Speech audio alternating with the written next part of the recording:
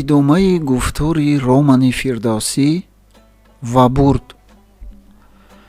ҳавлии Шарафуддини Моҳак дар наздикии боғи Фирӯзӣ буд.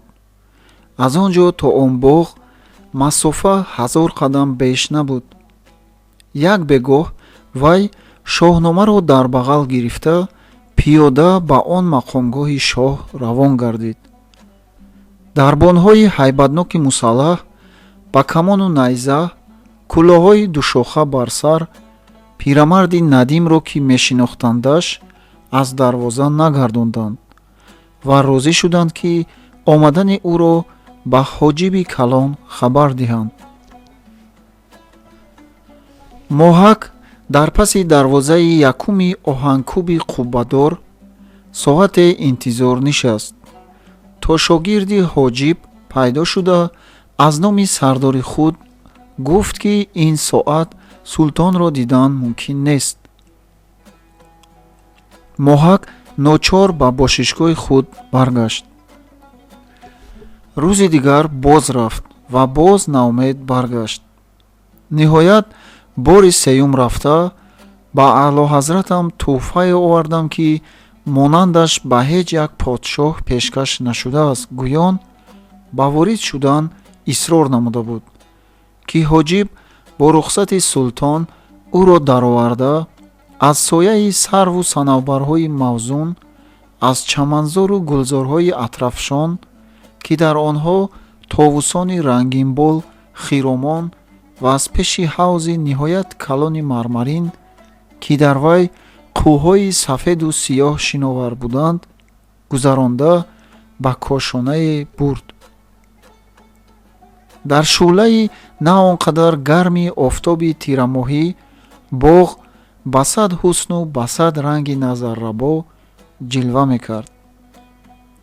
Дар айвони мунаққаши кошона султон як таҳи дарозу эзори фарохи сафед дар тан, рӯи кати зарнигор ба пушт хобида буду айёзи ҷавони бисёр хушсурат ва хушқаду қомат, ҳам аскар ва ҳам ғуломи маҳбуби султон пои ӯро мемолид.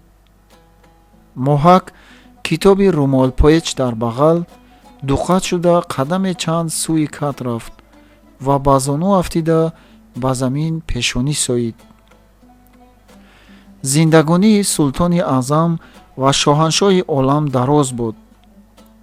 Абулқосими Фирдавсии шоири тусӣ таърихи мулуки аҷамро саросар ба номи аълоҳазратам назм карда оварда ва ба ин кор 35 сол ранҷ бурдааст.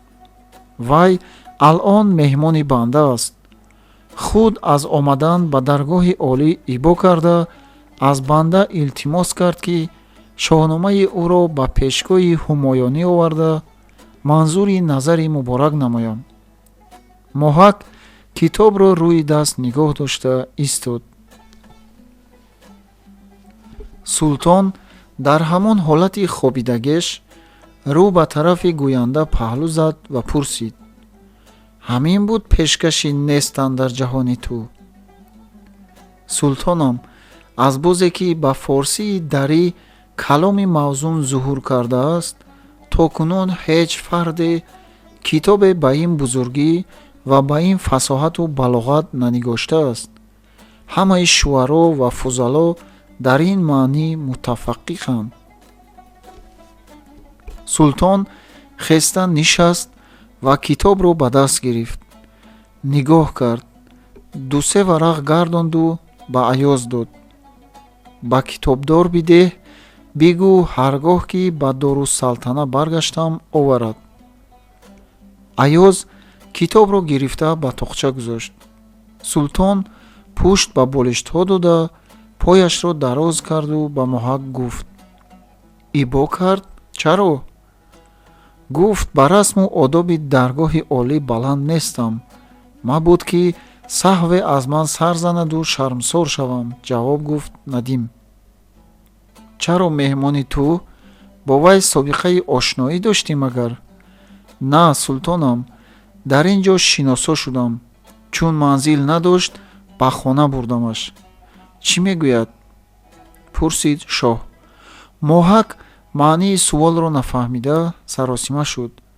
султон суолашро возеҳ кард. дар бораи мо чӣ мегӯяд? шоҳаншоҳи аъзам одиланд, фуқаропарвар ва шоирпарваранд мегӯяд. Фаридун зинда шуд мегӯяд. нигоҳи чашмони кӯчаки султон бигизвор ба рӯи моҳак халида шуданд. ба лабони борикаш нимтабассуми истеҳзоомез дамид. фаридун? аз куҷо маълум ки Фаридун шоирпарвар будааст? магар дар замони ӯ ҳам шоирон буданд? банда намедонам. ӯ гуфт ӯ медонад. дурӯғ гуфтӣ. Фаридунро ту гуфтӣ. Фирдавсӣ шоҳнома нигоштааст. пас таърихи мулукро медонад. Фаридунро шоирпарвар намегӯяд. дар ахбори мулук ин сухан нест. агар дурӯғ гуфта бошам, забонамро бибуранд. гуноҳи забон нест, гуноҳи ақл аст. ақл дар сар аст, бояд сарро бурид, гуфт шоҳ. сарам фидои султонам, вале агар сар равад, ба гуноҳи вай забони бегуноҳам табоҳ мешавад. ва ҳолон ки султони адлшиёрам бегуноҳеро ба гуноҳи дигаре намекушанд, ҳозирҷавобӣ кард моҳак. аз чеҳраи султон маълум буд ки ӯ ҷавоби надимашро писандид. фаррухӣ гуфт. ба ёд овард султон, ин фирдавсӣ рустамро беш аз ҳад ситудааст. оре султонам, рустами зол дар ҳақиқат ҷаҳонпаҳлавони якто будааст. ҷаҳонпаҳлавони якто, худ ба худ бо истеҳзо гуфт султон ва аз ғуломаш пурсид. ту чӣ мегӯӣ аёз? сад рустам ба диловариву паҳлавонӣ бо шоҳаншоҳи ман ҳамбоз шуда наметавонанд, таъзим кард. фавран ҷавоб дод аёз. шунидӣ? ба надим рӯ овард султон. рост мегӯяд, тасдиқ кард моҳак ва афзуд. аммо султонам ровиёни ахбори қадим ривоят карданд ва фирдавсӣ ривояти эшонро назм сохтааст ки рустам чун аз шири модар баромад, хӯроки 5 бачаро мехӯрд. дар 8 солагӣ бо гурзи гарон филро кушт. баъдҳо деви сапедро кушт. санги аквондевро ки 7 паҳлавон аз ҷояш ҷунбонда натавонистанд, ӯ бардошта ба бешаи чин афканд. дурӯғ, гуфт султон. фаразан дурӯғ ҳам бошад, султонам дар достонҳои фирдавсӣ чунон назм шудааст ки ба дил фараҳ мебахшад, дар хонанда шуҷоат ва шаҳомат меангезад. дурӯғ, такрор кард султон. дар ахбор чунин омадааст султонам. пас гуноҳи шоир чист? аблаҳ, гуфт султон. дар фирдавсӣ на фақат ҳеҷ нишонаи аблаҳӣ нест султонам, балки баръакс, ҳар ки боре бо вай мусоҳиб шуда ё достонашро хонда бошад, ба ҳакиму хиратмандиву доноии вай офарин мехонад. аблаҳ туӣ, на ӯ, гуфт султон. шоҳаншоҳам, банда надими падари шумо будаам. падари бузургворатон аблаҳонро ба надимии хеш қабул намекарданд. хандида боз зуд ҷавоб ёфт моҳак. султон аз нав дар кад дароз кашиду баъди каме хомӯшӣ пурсид. 35 сол ранҷ бурд гуфтӣ? оре шоҳам, 35 сол, ҷавоб дод моҳак.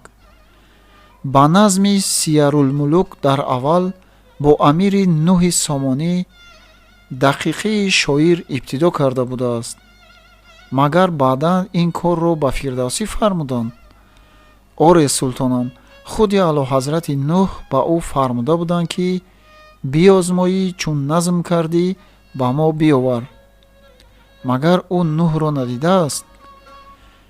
мегӯяд дар оғоз ба суроғи шоҳномаи Мансур ба Мовароуннаҳр ҳам рафта, дар Бухоро ба боргоҳи олии шарафи қабул ёфта будам.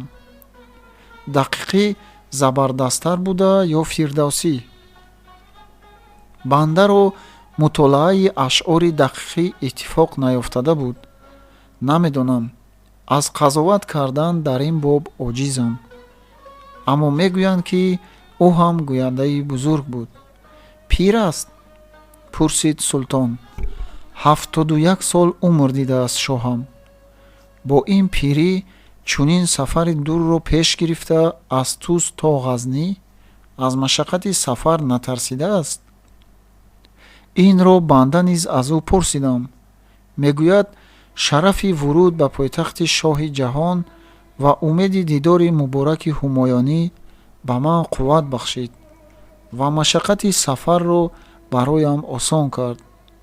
боз дурӯғи маслиҳатомез гуфт Надими ҳозирҷавоб. ҳай чоплӯс, таънаомез лабханд кард султон. ақаллан мегуфтӣ ки ӯ бо вуҷуди пиронсолӣ ҳанӯз бардам нерӯманд менамояд. бовар мекардам.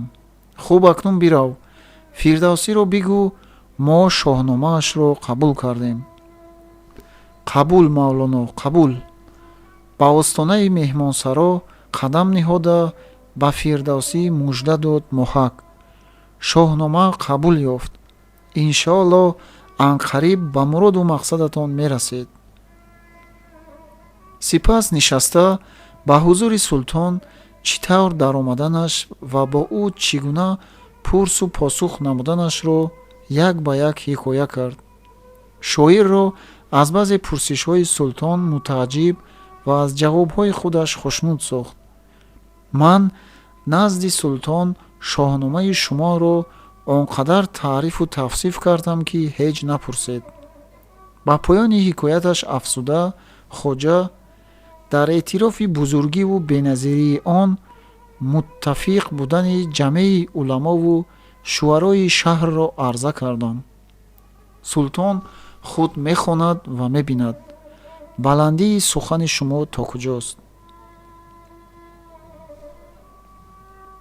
ӯ ки ба дорусалтанаташ бармегашта ва шоҳномаро кай мехонда бошад, донистанӣ шуд Фирдавсӣ. инро ҳеҷ кас намедонад мавлоно. мумкин аст зуд дар ҳамин моҳ ва мумкин аст дер дар моҳи оянда. хондани ин миқдор достонҳо ки дар китоби шумост кам вақт намехоҳад. чӣ илоҷ? сабр бояд кард.